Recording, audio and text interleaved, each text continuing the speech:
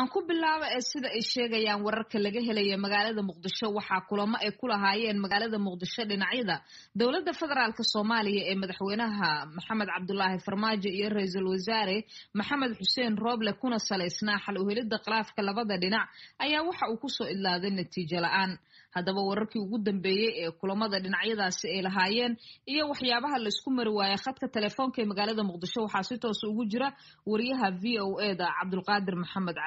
Cabdulqaadir may maqashaa si fiican waa hagaag bal waxaad iga warantaa kulamadii ay lahaayeen madaxweynaha iyo ra'iisul wasaaraha ee dhinacyada kale ay uga dabqaad halka haatan xaalku uu marayo. xalay waqti dambe waxaan natiijalaan ku soo idlaaday shir waqti dheer ka soo dhafila Soomaaliya ilaa shalay kaasoo u dhaxeeyay madaxweyne Maxamed Cabdullaahi Farmaajo ra'iisul wasaare Rooble waxaana shirkan garwadeen ka ahaa madaxweynayaasha maamulada Galmudug iyo Koonfur Galbeed ila ku dhow shirkan natiijalaanta ku soo dhamaaday oo la hadla VOA da waxay sheegeen in waxyaabaha sida weyn la isku hayo shirka ugu muhiimsaneed arrinta kiiska Ikraan Tahliil Faarax oo hay'adaha garsoorka hadda laga dalbay inay sameeyaan baaris madax bannaan. arrinta labaad oo sida weyn la isku qabto waxay ahayd magacaabista taliyaha hay'adda NISO hadda laba taliyo ku meel gaari kara magacaabeen labada xafiis magacaabista wasiirka amniga gudaha iyo wasiirka shaqada laga eriyay iyo arrinta la xiriirta amniga oo hadda qodobada qaar soo baxa la isku hayo. ila xog ogaalo la hadla VOA da waxay sheegeen sahra in arrinta Ikraan Tahliil wasiir la xiriirta in si weyn oo ra'iisul wasaare Rooble loogu adkaystay in la sameeyo baaris madax bannaan oo hufan oo la xiriirta arrinta Ikraan oo si dhaba loo dul istaago. sidoo kale waxa sida weyn la isku hayay waxay ahayd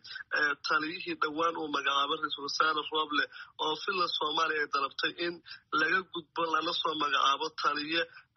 la marsiyo hanaanka magacaabista sida ay ku dooday filla Soomaaliya xogaha aan helayno. waxyaabaha kale oo sida weyn la isku qabto waxay arrinta amniga oo ila xog ogaal ay sheegeen in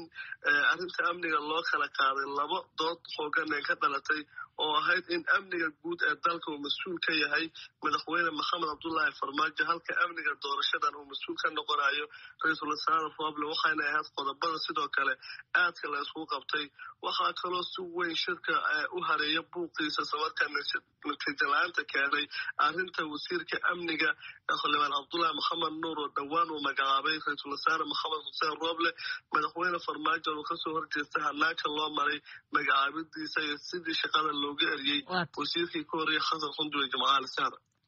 aad baad u mahadsantahay kaasi waxa uu ahaa wariyaha VOA da magaalada Muqdisho Cabdulqaadir Maxamed Cabdulle oo khadka telefoonka igu waramayay wararkaasi wixii ka soo kordha ama iska bedelana waxaad ku maqli doontaan idaacadeena soo socda.